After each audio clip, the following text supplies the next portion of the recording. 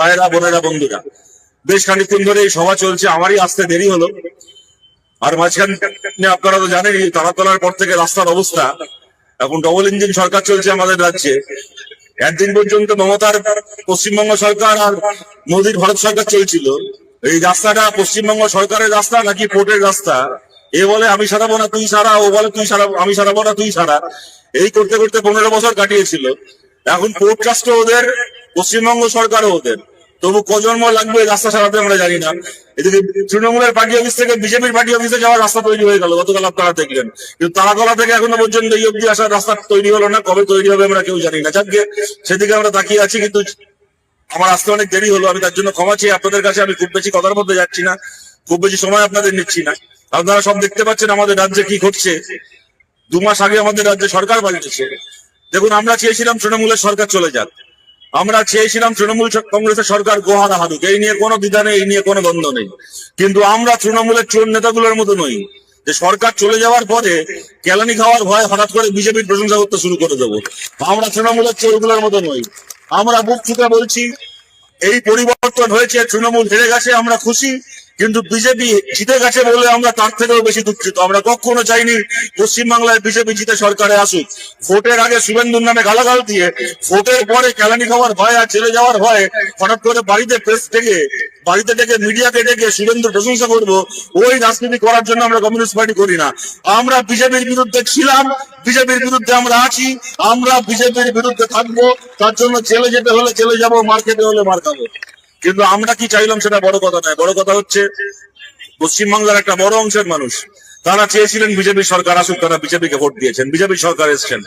আমাদের পছন্দ না হলেও সেটা আমাদেরকে মেনে নিতে হবে।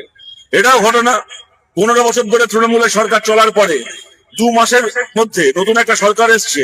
2 মাসের মধ্যে এই সরকারকে নিয়ে শেষ কথা বলে দেওয়ার সময় আসেনি। কিন্তু একটা কথা আছে, দিনটাকে দেখলে বোঝা যায়, সকালটাকে দেখলে বোঝা যায় বাকি দিনটা কেমন যাবে। এই যেমন এখন বর্ষাকাল, সকাল থেকে উঠে দেখছি আকাশের মেঘ ভার, সারাদিনে 3-4 বার বৃষ্টি হচ্ছে। যখন ঘুম থেকে উঠে দেখি কাঠফাটা রোদ, বুঝি সারাদিন গরমকালে, সারাদিন রোদে পুড়তে হবে, কষ্ট পেতে হবে। সকালটাকে দেখলে বাকি দিনটাকে বোঝা যায়। বিজেপির আমলেও এই 2 মাসে আমরা দেখলাম পশ্চিমবঙ্গ কোন দিকে চলছে, পশ্চিমবঙ্গকে ওরা কোন দিকে চালাচ্ছে।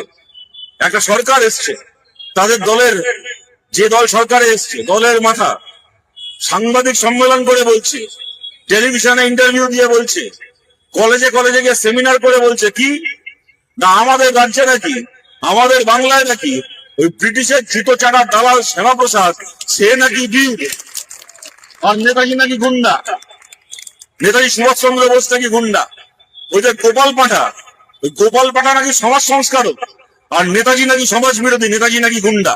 আবার দাঁড়িয়ে বলছে যারা শ্যামাপ্রসাদকে ঢিল ছুটতো, যে গুন্ডারা ঢিল ছুটতো, সে গুন্ডাদের সর্দারের নাম, গুন্ডাদের নেতার নাম মুখে আনলে এখন বিতর্ক হয়ে যাবে। আরে আপনি নাম মুখে না আনলেও ওই নাম ইতিহাসে লেখা আছে, ওই নাম বাংলার প্রত্যেক মানুষের, ভারতের প্রত্যেক মানুষের হৃদয়ে লেখা আছে। ওই নামটা হচ্ছে নেতাজি সুভাষচন্দ্র বোস। শ্যামাপ্রসাদের মতো ব্রিটিশের চিতচাটা দালালকে দেখলে যার লোকেরা ঢিল মেরে মিটিং ভেস্তে দিত, তার নাম হচ্ছে নেতাজি সুভাষচন্দ্র বোস। আমরা বলছি, গর্ব করে বলছি, একটা সরকার পাল্টাতে পারে, একটা সরকার আসতে পারে। মমতা ব্যানার্জি এরকম অনেক করেছিলেন। সরকারে এসে পশ্চিমবাংলার মধ্যশিক্ষা পর্ষদের সিলেবাস থেকে সুকান্ত ভট্টাচার্যের কবিতাকে সরিয়ে বেচারাম মান্নার জীবনী, পার্থ চ্যাটার্জির জীবনী ঢুকিয়েছিলেন। তাই দিয়ে পশ্চিমবাংলা পাল্টে যায়নি। বাচ্চাদেরকে বেচারাম মান্নার জীবনী পড়িয়ে সুকান্ত ভট্টাচার্যকে ভুলিয়ে দিতে পারেননি। আর এই শ্রমিক ভট্টা শুভেন্দুরাও পারবে না ওই শ্যামাপ্রসাদ আর গোপাল পাঠার দালালি করে নেতাজি সুভাষচন্দ্র বোসকে ভুলিয়ে দিতে। এই বাংলা নেতাজির ছিল, এই বাংলা নেতাজির আছে, এই বাংলা নেতাজির থাকবে। বারুইপুরের ঘটনা আপনারা সবাই দেখেছেন। একটা ঘটনা, ওরকম ভাবে একটা বাচ্চা মেয়েকে ধর্ষণ করে খুন করা হলো। সরকার উদ্যোগ নিয়েছে, গ্রেপ্তার হয়েছে বিজেপির এক নেতা। সে গিয়ে থানা থেকে প্রথমে ধর্ষকদেরকে ছাড়িয়ে আনলো, পরে আবার চাপে পড়ে পুলিশ একাধিকবার বাধ্য হলো তাদেরকে গ্রেপ্তার করতে। কিন্তু আমি আপনাদের কাছে বলছি, যারা ক্যামেরার মাধ্যমে, মিডিয়ার মাধ্যমে, বিভিন্ন যারা ফেসবুক লাইভ করছেন, তাদের মাধ্যমে দূরেও যাদের কাছে হয়তো আমাদের মিটিং এর আওয়াজ পৌঁছচ্ছে না, এই ভিডিওগুলো যাদের কাছে পৌঁছবে, সেই মানুষকেও জিজ্ঞেস করছি, এত বড় একটা ঘটনা হয়ে গেল, খুন হয়ে গেল, একটা মেয়েকে এরকম ভাবে অত্যাচার করে মেরে ফেলা হলো, তার বিরুদ্ধে মানুষ প্রতিবাদ করতে পারবে না? তার বিরুদ্ধে মানুষ রাস্তায় দাঁড়িয়ে বিক্ষোভ দেখাতে পারবে না? তার বিরুদ্ধে মানুষ অবরোধ করতে পারবে না? তার বিরুদ্ধে মানুষ স্লোগান দিতে পারবে না?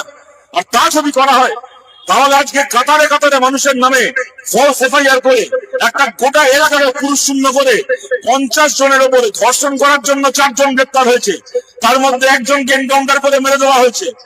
ধর্ষণ করতে গিয়ে 4 জন গ্রেপ্তার হয়েছে, আর ধর্ষণের প্রতিবাদ করতে গিয়ে 50 জনের বেশি এখন গ্রেপ্তার হয়ে জেল কাটছে। এই জিনিস আমরা দেখেছিলাম মমতা ব্যানার্জির আমলেও।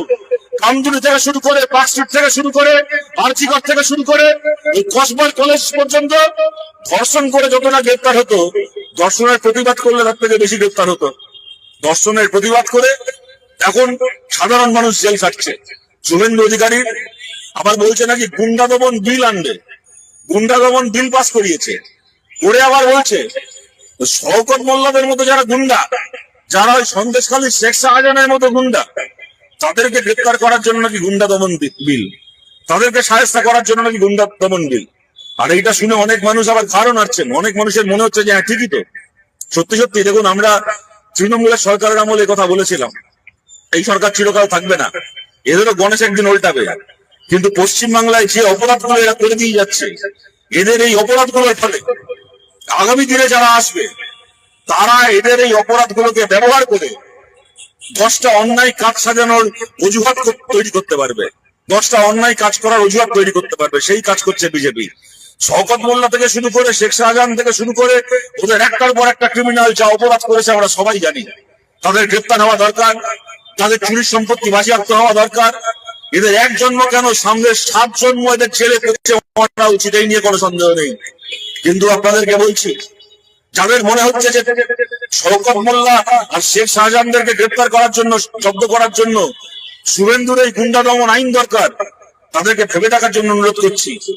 এই গুন্ডা দমন আইন আসার অনেক আগে থেকে তো শেখ শাহজাহান, শওকত মোল্লা তো এমনি গ্রেপ্তার হয়েছে গুন্ডা দমন আইন ছাড়াই। তার মানে কি? তার মানে এই শওকত, শেখ শাহজাহানদেরকে গ্রেপ্তার করার জন্য নতুন কোন গুন্ডা দমনের আইন লাগে না।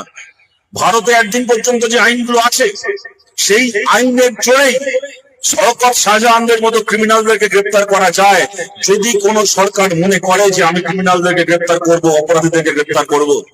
মমতা ব্যানার্জি চাননি, তাই গ্রেপ্তার হয়নি। যদি এই সরকার চায় তাহলে তারা গ্রেপ্তার হবে। ভারতের সংবিধানে এহেন পাপ নেই, এহেন অপরাধ নেই যার শাস্তি ভারতের সংবিধানে লেখা নেই। চাইলে ভারতের সংবিধানকে ব্যবহার করেই করা যায়, তার জন্য নতুন আইন লাগে না। নতুন আইন একটা অজুহাত। যারা অপরাধ করেছে, যারা মানুষের উপর লুটপাট করেছে তাদের জন্য নয়, যারা প্রতিবাদ করবে, যারা বিক্ষোভ দেখাবে, যারা সরকারকে প্রশ্ন করবে, তাদেরকে জব্দ করার জন্য এই আইন। বলছে কোন ভদ্রলোকের জন্য এই আইন নয়, সাতপাড়া ক্রিমিনালদের জন্য এই আইন। আচ্ছা, আমরা জিজ্ঞেস করছি, অরবিন্দ কেজরিওয়াল দিল্লির মুখ্যমন্ত্রী ছিলেন, আইআইটি থেকে গ্রাজুয়েট, একজন শিক্ষিত মানুষ, ভোটে লড়ে মানুষের ভোটে নির্বাচিত হয়ে দিল্লির প্রধানমন্ত্রী হয়েছিলেন, তিনি সাতপাড়া ক্রিমিনাল ছিলেন? তাকে বিনা দোষে বিজেপি জেল খাটায়নি। কি হলো? ওই মামলা, বিজেপির করা এফআইআর আদালত ছিঁড়ে ফেলে দিয়ে বলল এই এফআইআর কোন এফআইআরই নয়, এটা জাল এফআইআর, জাল অভিযোগ। অরবিন্দ কেজরিওয়ালের বিরুদ্ধে মামলা খারিজ করে অরবিন্দ কেজরিওয়ালকে মুক্তি দেওয়া হলো। মাঝখান থেকে একজন নির্বাচিত মুখ্যমন্ত্রীকে কয়েক মাস জেলটা খাটিয়ে নেওয়া হলো। প্রবীর পড়ে গেছে আমাদের পার্টির একজন কর্মী, আমাদের পার্টির একজন সংগঠক, এমার্জেন্সির সময়, ইন্দিরা গান্ধীর আমলে এমার্জেন্সির বিরোধিতা করতে গিয়ে জেল খেটেছিলেন, সেই প্রবীর পড়া গেছে। মোদী জমানায় যখন একটার পর একটা হিন্দি, ইংলিশ খবরের চ্যানেল গদি মিডিয়ায় পরিণত হচ্ছিল, সরকারকে প্রশ্ন করা ছেড়ে যখন তারা সরকারের জুতো চাটতে শুরু করেছিল, রিপাবলিক থেকে শুরু করে, টাইমস নাও থেকে শুরু করে, লাক্সটাক থেকে শুরু করে একটার পর একটা গদি মিডিয়া, তখন ইন্টারনেটে, তখন ফেসবুকে, ইউটিউবে নিউজ ক্লিক বলে একটা চ্যানেল শুরু করে যে খবরগুলো বিজেপির বিরুদ্ধে, যে খবরগুলো যদি মিডিয়া চেপে যাচ্ছিল, বিজেপির সেই অপরাধগুলোকে সামনে তুলে আনার কাজ করছিলেন প্রবীর পুরকায়স্থ। তার বাড়িতে ইডি দিয়ে রেড করানো হলো, বললো সে নাকি বিদেশ থেকে, চায়না থেকে ভারতকে ভেঙে দেওয়ার জন্য ফান্ডিং পাচ্ছে। এত বড় অভিযোগ এনে তাকে জেলে নিয়ে যাওয়া হলো, দেশদ্রোহী বলা হলো, জেল ছাড়ানো হলো আমাদের পার্টির একজন কর্মীকে।